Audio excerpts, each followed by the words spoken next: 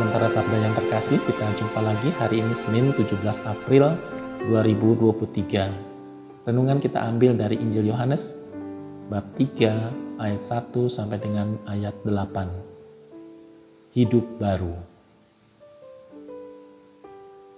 Sahabat Lentera Sabda yang terkasih, kelahiran merupakan anugerah Allah bagi manusia di dunia.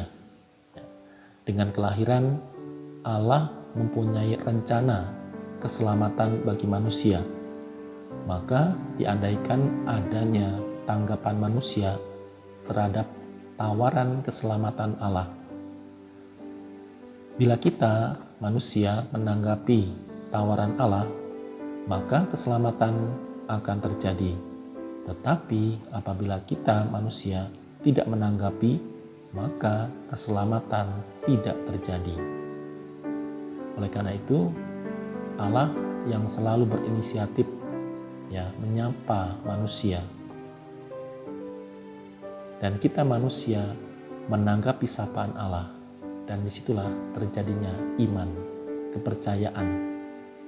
Kalau terjadinya iman, maka di situ juga ada kerjasama antara Allah dengan kita manusia. Kalau ada kerjasama antara Allah dan manusia, maka terjadi keselamatan. Maka permenungan kita adalah, maukah kita bekerja sama dengan Allah? Sahabat Lentera Sabda yang terkasih, pembaptisan merupakan wujud iman bahwa manusia dilahirkan kembali dari air dan roh. Hidup manusia yang fana diubah menjadi hidup yang kekal. Jadi dari keterbuangan kita sebagai manusia ke dunia ini, maka Allah tidak membiarkan kita binasa, melainkan Allah ingin memulihkan kefanaan kita itu. Kita diberi rahmat menjadi orang-orang yang mampu untuk menggapai rahmat Allah. Maka pembaptisan adalah jalan menuju keselamatan. Tetapi tidak serta-merta, tidak otomatis bahwa setelah orang dibaptis akan selamat. Maka keselamatan itu memerlukan yang namanya tadi yang saya katakan kerjasama kita dengan Allah. Pembaptisan saja tidak cukup, tetapi pembaptisan itu akan berbuah, akan menjadi efektif kalau kita mau bekerja sama dengan Allah. Maka tadi yang saya katakan bahwa kita dilahirkan kembali dari air dan roh. Pembaptisan dengan air, maka kita dilahirkan dalam roh. Dalam Injil hari ini ditampilkan seorang yang bernama Nikodemus, seorang yang tadinya tidak percaya akan kebangkitan, namun akhirnya percaya karena iman akan Yesus Kristus.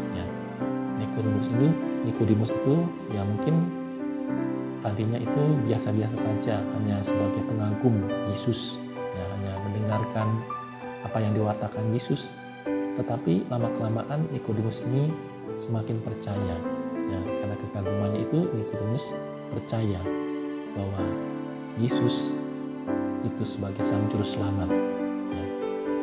Dalam hal ini secara implisit Nikodemus juga menerima pembaptisan karena percaya bahwa Yesus adalah Mesias. Maka Nikodemus diubah atau dilahirkan kembali. Kalau kita mempunyai alat elektronik rusak atau tidak sesuai, maka harus di reinstall supaya menjadi benar, supaya menjadi bisa berguna. Demikian juga Nikodemus di reinstall kembali hidupnya oleh Yesus, dilahirkan kembali untuk menerima keselamatan. Sahabat Lentera Sabda yang terkasih, maka kita pun setelah menerima pembaptisan mesti selalu membaharui diri, mengupdate diri.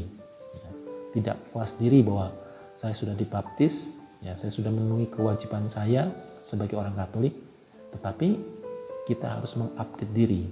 Bagaimana caranya supaya kita bisa mengupdate diri? Tentu kita mesti ikut aktif sebagai umat Allah. gereja sudah menyediakan struktur ya, dari mulai lingkungan, wilayah, paroki, maka kita diharapkan ikut terlibat di dalamnya supaya kita bisa mengupdate diri kita. Dengan perjumpaan maka kita juga mengupdate diri kita, karena melalui perjumpaan itu Roh Allah berkarya ya. Roh Allah juga berbicara kepada kita dan kita menanggapi tadi.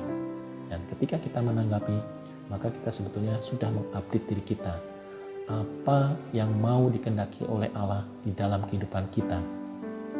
Kalau kita menyadari bahwa Allah menghendaki sesuatu di dalam diri kita, maka kita dengan rela hati, dengan suka hati, kita melaksanakan apa yang menjadi kehendak Allah. Tentunya itu kita lakukan di dalam perjumpaan kita dengan sesama. Ya. Sebagai contoh misalnya, kalau saya sebagai tenaga kesehatan, ya, apa sebetulnya yang dikehendaki oleh Allah dalam perjumpaan itu? Ya, pertama mungkin saya diajak untuk melayani lebih sungguh. Saya lebih peka terhadap situasi dan penderitaan orang sakit. Kalau saya sebagai pendidik, maka apa yang dikehendaki oleh Allah? Saya dipanggil untuk ikut mencerdaskan ya, orang-orang, anak-anak yang dipercayakan kepada saya.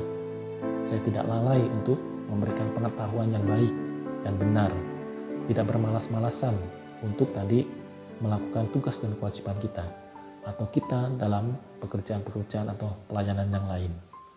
Oleh karena itu, sahabat Lentera Sabda yang terkasih, marilah kita mohon pertolongan Tuhan agar kebangkitan Kristus juga menguasai seluruh hidup kita dan kita boleh hidup dalam kebangkitannya. Tuhan memberkati. Lentera Sabda.